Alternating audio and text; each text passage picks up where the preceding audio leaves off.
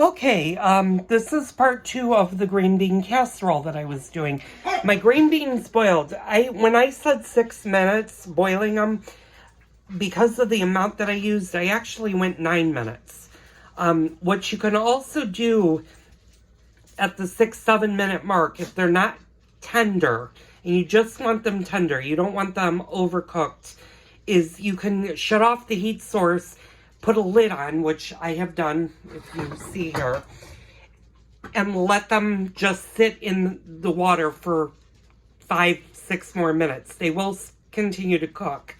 Afterwards, and I've already done this, what you want to do is you want to drain them. Drain the boiling water off, and then run cold water on it. That will stop the green beans from cooking. You do not want them to sit in the boiling water for a long period of time. This is especially true if you're going to make your green beans ahead of time. Run them under cold water, fill them with cold water, and then pop them in the refrigerator. Make sure your pot is cool when you do this. So I have these just sitting on the stovetop. They've cooked their full amount. I've drained them. I put cold water in. The next step is assembling the green bean casserole. I'm going to do this in a little bit of a step. I've got to get a casserole dish, because this is the casserole, and I will show you a different type of casserole. The average cook should have at least one casserole dish, and they're good just to have, because you can make several things in.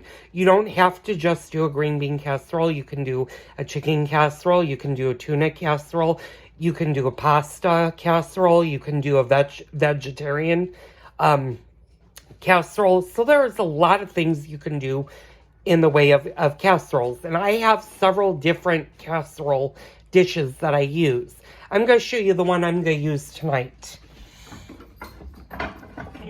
Bear with me so I don't drop it, because this is one of my favorite casserole dishes. Yeah, I don't want to break these, because I also have, this is what they call a loaf pan, and you can do a lot of things. We'll talk more about what to do with loaf pans. These I use for, I make meatloaf. When I make meatloaf, you can make bread in it. They're great to have, and I'll show you different. I have multiples of loaf pans, because those I do use a lot. But this is my big casserole pan. And what I'm going to do, normally I wouldn't use this large of one, but since my husband's making his homemade au gratin potatoes, he's using the next size down, which I would normally use. But he elected to use that one and not the large. So I can use the large. It's okay if you have a little extra room. You just kind of want to monitor the timing on how you cook it. So what we're going to do, and I apologize, I've got to get new equipment for my phone when I do YouTube videos. So my videos as the year goes on will get better. I'm going to get a few new gadgets later in the year.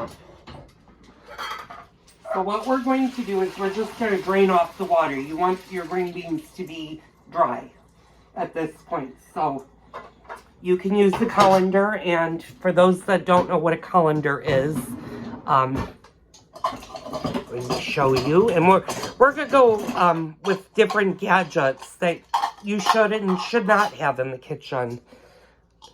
But this is what they call a colander. And it's good if you don't want to waste anything.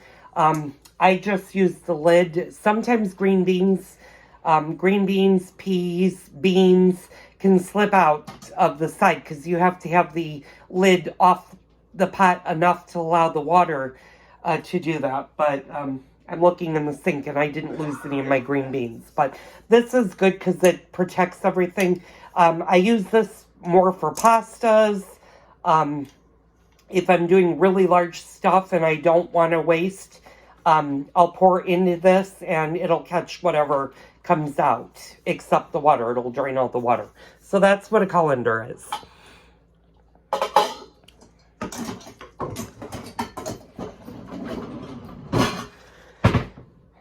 So now what we're going to do is finish draining off the water. Okay. And now what I'm going to do is I'm actually going to dump the green beans right in here. I'm going to kind of, I don't know, try to see if you guys can see this. Oop, there we go. Okay, yeah, you just want to dump your green beans.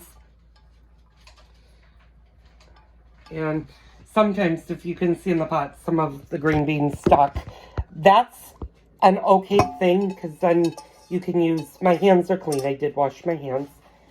And I'm putting my pot in there. Okay, now that you have your green beans, and actually this is the right amount for this pot, because you can see it's pretty big, and they're spaced out. What you want to do is, there we go, is you want to space out your green beans for your casserole. You're actually going to mix in the,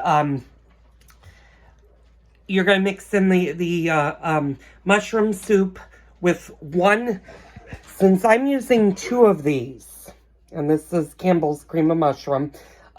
You can get these on sale. Usually at Thanksgiving, these will go on a really good sale, and I buy multiple cans because I do use these for other things. As a plain soup, unless you're a really mushroom fan, I wouldn't use this as a soup, but this is a great flavoring for different dishes. So what I'm going to do is I'm going to use 2 cans, but only 1 can of milk to add. And you want to add milk because that is a really thick soup, so you want to add milk. And I'll show you how I do that here in a second. I didn't really grab all of my ingredients, but since we salted the beans while they were boiling, we didn't put any pepper in it. You can use white pepper or black pepper. I'm going to use black pepper just because if, you know what, it's just us and I don't have to be fancy. White pepper, acquired taste, and then I'm just going to mix these and give them a little coating of the thing. Always read your directions on the back of your French onions. And this says 1 can of Campbell's Cream of Mushroom soup. I'm going to use 2 because 1, I have a lot more beans than probably normal, and we like the soup. It says 3/4 cup of milk. There is a cheat, and this is the first hack I'm going to teach you. 1 can is about 1 cup. So the 3/4 mark would be about here. And what I usually do is when I fill it, is I'll put my hand on top and I'll give it a shake. That'll loosen any soup that's left in the can, and you pour it over your green beans. So that is one trick to do without measuring, taking a measuring cup and measuring out 3/4 cup of soup. So once you get that all assembled, and again, you can do this ahead of time if you have the refrigerator space. You can mix the milk in and then cover your casserole dish with aluminum foil. Plastic wrap underneath. Always put plastic wrap underneath aluminum foil, especially if it goes into the refrigerator.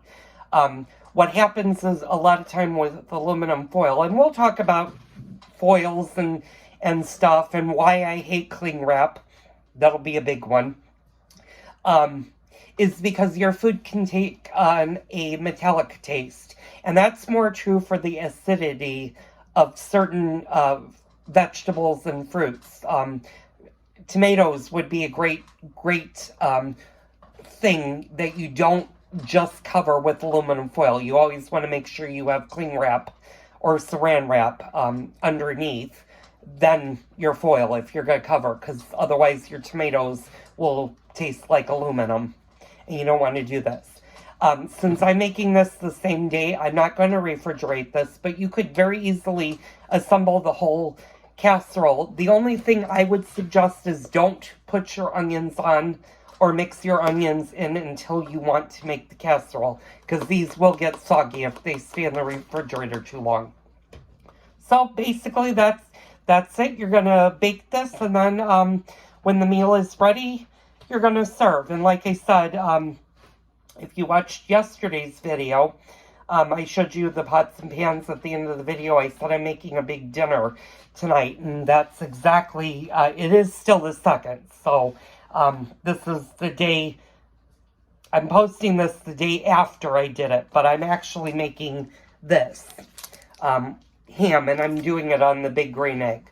But that's another video for another time. I'm not even going to do that. I'm just doing the green bean casserole for this time. So thank you for watching. Don't forget to hit the like button and hit the subscribe button down below.